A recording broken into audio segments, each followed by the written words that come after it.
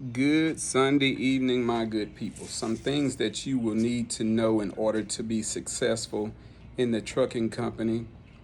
First of all, don't go out and do a lease purchase. Get out, get you a mentor, find out all the steps that you need in order to run a successful business. And the number one thing that hurts most people is their credit. Go out and become a company driver, pay off all your debt with the credit, get your credit straight. You're gonna need between 750 and 775 in order for a bank to even think about helping finance you with the truck in this market. It's hard. So you're gonna need a vision. You're gonna need a blueprint. You're gonna need bank financing. You're gonna need to work on a customer base in order to survive, because you're not gonna be able to survive out here with the truck note, insurance, fuel, and everything if you out here running in the spot market. Spot market is up and down. One week they might do great, the next week it's just out of whack. Some rates some days on the spot market is gonna be $2.50, maybe $3 a mile, and then there's some weeks those same lanes only pay $2.50 a mile. So you're gonna need to learn what your CPM is. That's gonna be cost per mile, what it costs for you to operate your equipment. Until you know these things and you've done the research, I would not jump out there in a spot market rate trying to open up a trucking business.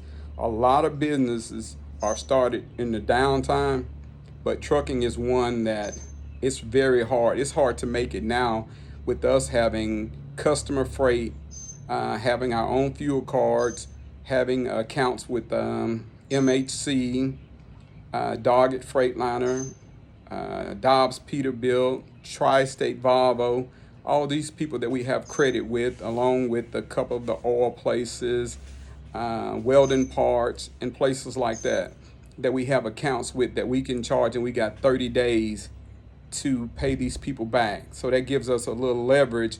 If we break down today, only thing we really have is the labor cost on getting the trucks fixed, or if it's something minor, we can do it ourselves.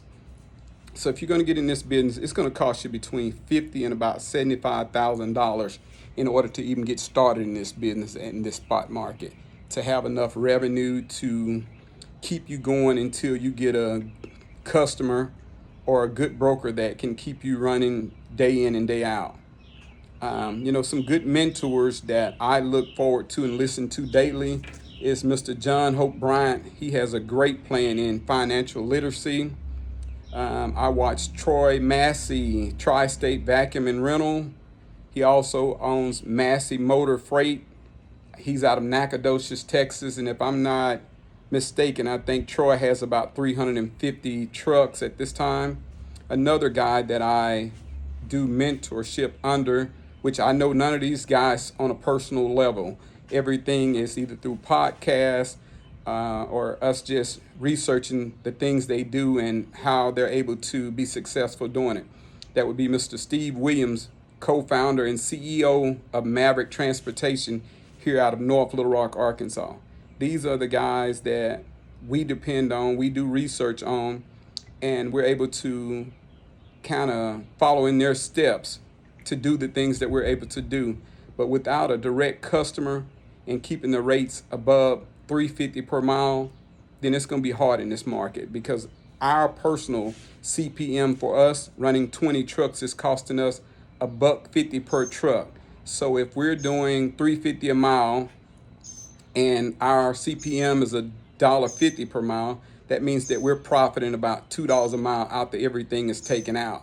And some customers we have around $4 a mile, or a little over. So that $4 a mile winds up giving us about $2.50 profit money on after the CPM is taken out of it. And we normally run, Arkansas, Texas, Oklahoma, Louisiana, a little Missouri. We do West Virginia, South Carolina from time to time, Georgia and Alabama. Those are about the 7 or 8 states that we normally like to run. And we get our drives home on the weekend. And we've been very successful with keeping good drivers due to the fact we pay them good. We give them 28% of gross. We also pay them deadhead miles whenever they're coming back if we can't get them a load. We also have insurance, which is health, dental, and vision insurance. It's not free, but we do have health, dental, and vision insurance. We try to keep our equipment up. If we have a breakdown, we put our drivers in a hotel or whatever the case might be. And we make sure that our drivers are at home on Fridays and they do not clock back in until Monday morning. So they do have a 2-day weekend. That Saturday and Sunday's off. And we've had some guys for quite a time. One driver been with us for about 7 years, and I think Kelly's been with us going on 9 years now. So the other guys are kind of in and out. You know, drivers are like this. They can hear that they can make a 2 cent more at the next company, go over there and try it out and realize it ain't what they thought it was. So, you know, some of them come back and we're happy to, you know, revisit them. And if they don't have any tickets or accidents or things of that nature, then we normally hire them back. We love to keep drivers and we love to keep everyone happy. And our main goal is to keep that customer happy. If that customer is happy, everybody's happy. Y'all have a great Sunday. Thank you for listening.